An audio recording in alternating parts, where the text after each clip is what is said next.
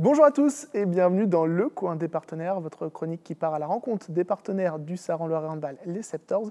Et aujourd'hui, je suis avec Benoît Margot de Patapin. Salut Benoît, comment ça va? Salut, ça va, merci de ton accueil et puis bonjour à tous les Septors du coup. Tu es directeur du restaurant rapide Patapin sur Saint-Jean-de-Blanc. Est-ce que tu peux nous parler de ton travail, de ton enseigne, de tes missions? Oui, Patapin du coup c'est une société familiale qui est régionale, issue de Bourges. Donc on a 6 restaurants sur Orléans, moi le mien c'est Saint-Jean-de-Blanc. Tous mes collègues du coup participent au soutien des Septors, donc depuis ça c'est notre deuxième année. Mes missions en 2 mots c'est d'être au service des clients, c'est de les servir rapidement et de leur proposer des produits de qualité. On ne le sait pas forcément, mais c'est local quand même, Patapin, donc c'est quelque chose qui vient d'ici. C'est ça, c'est issu de Bourges, à la base, la famille Prély qui a créé en 86. Et du coup, petit à petit, ça a rayonné dans la région. On est arrivé à Bordeaux plus loin et on est beaucoup plus implanté vers Bourges et vers Orléans. C'est là qu'on est plus présent. Tu nous as parlé de tes missions, est-ce que tu peux nous parler un peu de ton parcours jusqu'à ce poste de direction? Oui, plus jeune, ça a commencé par un BTS hôtellerie. Après, j'ai fait quelques entreprises toujours dans de la restauration commerciale et j'ai atterri par hasard à Patapin et je m'y suis senti très bien depuis 4 ans et voilà, je suis toujours content d'y être et fier d'en faire partie.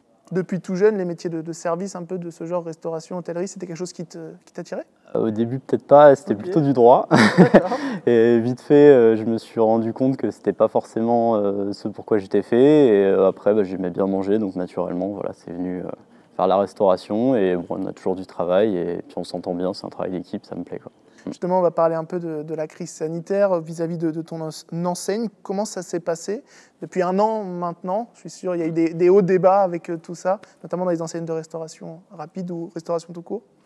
C'est sûr que là, ça a fait, on va bientôt boucler sur le premier confinement. Mine de rien, ça passe, hein. Nous, on a vécu ça un peu comme une tempête l'année 2020 en fait. On a traversé tant bien que mal, on s'est soudés les uns aux autres, tant avec les clients que les partenaires que les équipes, pour résister du mieux qu'on pouvait. Évidemment, on a perdu du chiffre d'affaires, mais l'important c'est d'arriver au bout de la tempête. Donc on commence à la voir s'atténuer un peu et on espère en sortir prochainement. Vous avez en plus la spécificité d'avoir la possibilité d'avoir une salle sur place, vous, dans vos restaurants, donc ça a été forcément compliqué, je suppose. C'est une grosse déception pour les clients parce que la plupart, quelqu'un qui est dans son bureau par exemple, c'est un peu son break de la journée. Là, il va être contraint de manger au mieux dans sa voiture ou même à son poste de travail. Donc effectivement, nous, on a ce regret-là de ne plus pouvoir les accueillir. Après, on est toujours là pour voir à leurs besoins sur le repas et qu'ils puissent quand même déjeuner correctement et on s'est adapté, quoi. Ouais, quand tu parles de t'adapter, il y a eu des nouvelles offres peut-être ou des produits différents un peu mis en place? On a mis des services complémentaires, notamment Click and Collect qui a été lancé plus rapidement qu'on l'avait prévu. On l'a déployé plus vite pour que les gens évitent de faire la queue avec l'affluence de l'emporter. Et puis la fermeture des restaurants qui a aussi privé les gens de moyens de se restaurer le midi.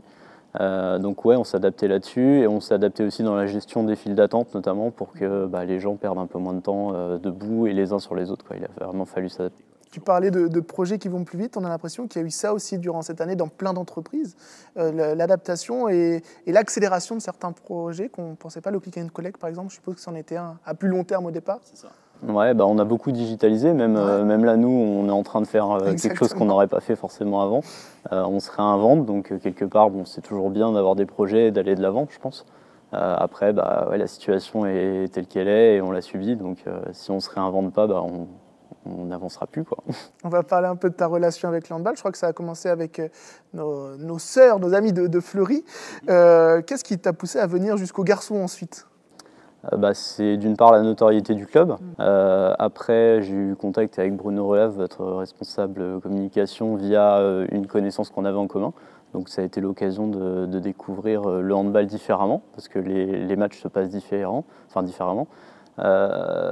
J'ai en mémoire le premier match que j'ai vu ici, ce qui m'a vraiment impressionné, c'est le gardien de but. À l'époque, c'était Syrah qui était dans les buts. Et le nombre d'arrêts qu'il faisait par rapport au handball que j'avais l'habitude de voir, ça a vraiment changé ma vision du jeu.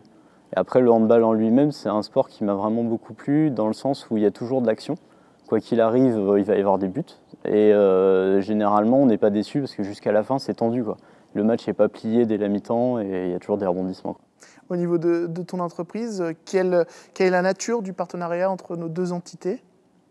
Du coup, c'est un accompagnement financier d'une part pour nous parce que il faut soutenir le sport local. D'ailleurs, malgré la perte de chiffre d'affaires qu'on a subie cette année, on a pris l'engagement avec tous les clubs sportifs qu'on accompagne de verser ce qu'on avait prévu de verser.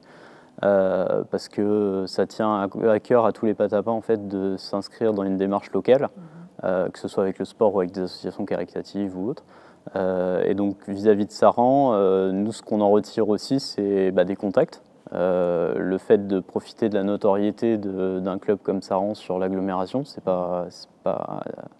c'est important pour nous. Et également participer au match au moins en tant que spectateur parce qu'on passe toujours un bon moment, c'est l'occasion d'inviter des clients ou de le partager avec des membres de l'équipe.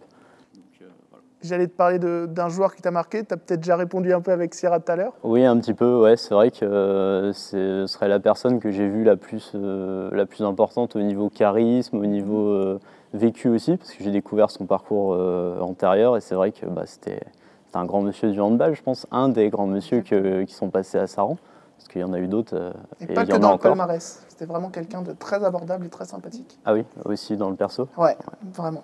On va parler un peu de toi, de tes passions, ce qui t'anime en dehors du travail. Qu'est-ce que tu aimes faire ? J'aime la course à pied, d'abord, parce que c'est un exutoire vis-à-vis du travail. On est toujours dans le speed, à avoir beaucoup de choses à penser. C'est l'occasion de se vider la tête et puis bien m'en a pris puisque c'est un des sports qu'on peut encore pratiquer, parce que maintenant ça commence à devenir rare. Voilà. Après, j'aime aussi faire de la moto. Je me prends des petites balades de temps en temps, histoire aussi de se vider la tête, c'est sympa. Le côté bricolage aussi sur la moto, et puis c'est quelque chose que m'a transmis mon père, je l'ai toujours vu sur une moto, une Honda si on peut faire de la pub. Donc voilà. Et voilà, ça remplit ma vie ainsi que ma vie avec ma compagne, et voilà. Par rapport à ça, justement, tu vas au travail à moto, en courant, tu allies tes passions au travail ou non ? Pendant le confinement, ouais. Vu qu'on n'avait pas beaucoup de sorties et que quand le restaurant a fermé brièvement, on devait aller faire des passages pour vérifier que tout allait bien au niveau des stocks et tout. J'en profitais pour sortir et faire ma balade d'un peu plus d'une heure, étant donné que j'avais le droit de me déplacer jusqu'à mon lieu de travail. Donc effectivement, j'ai allié les deux. Et après, oui, fréquemment, j'y vais en moto aussi, même l'hiver, ça arrive. Voilà. Tu as une autre petite passion, je crois, le tir à l'arc, c'est ça ? Oui. C'était ma jeunesse, en fait. Bon, même si je suis pas encore vieux, je pense pas. Mais oui, plus de résultats au niveau à partir de cadet jusque dans les premières années de senior, jusqu'à un niveau national. Et depuis maintenant, plutôt en amateur, aussi pour le plaisir, quand il fait beau dehors. Un sport sympa pour prendre l'air. 2021 commence à être bien entamé, puisqu'on est en mars. On espère voir la fin de la crise d'ici peu de temps. Est-ce que tu as des projets peut-être pour la deuxième partie de l'année, des voyages ou des choses que tu t'es dit pendant tout le confinement, il faudra que je le fasse à la fin ? Pour Patapin, on a toujours plein de projets, c'est-à-dire reprendre notre activité traiteur notamment, comme tous les confrères qui attendent les réouvertures. Et aussi, du coup, personnellement, ça en fera partie. Je me marie avec ma compagne, du coup voilà, on attend aussi la fin de la crise pour faire appel aux traiteurs notamment et puis pouvoir célébrer ça avec tous nos proches. Voilà. Plein de belles choses alors. Espérons, mais il faudra. Normalement.